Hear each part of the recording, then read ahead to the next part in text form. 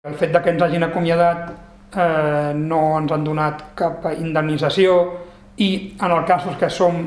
o érem autònoms i a quedar-nos a l'atur, per tant quedar-nos sense la nostra principal font d'ingressos,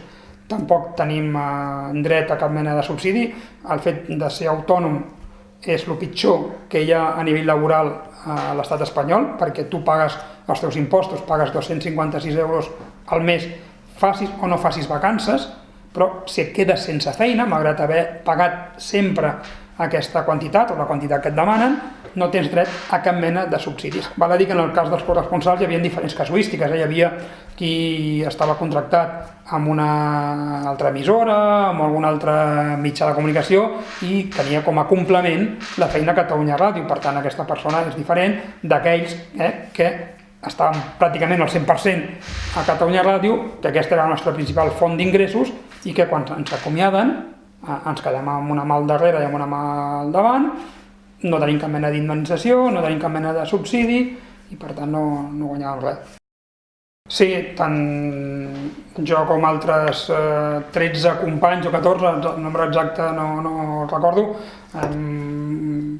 portat a l'empresa, hem demandat a l'empresa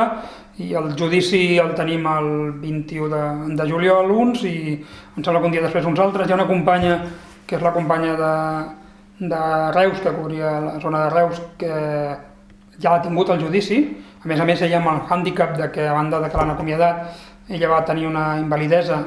perquè va tenir un accident mentre es cobria una notícia per Catalunya Ràdio i ha quedat invàlida de per vida. Aquest judici la Núria l'ha guanyat, però l'empresa l'ha apel·lat. Si guanyem, doncs suposem que l'empresa Catalunya Ràdio apel·larà i si perdem nosaltres, almenys jo tinc clar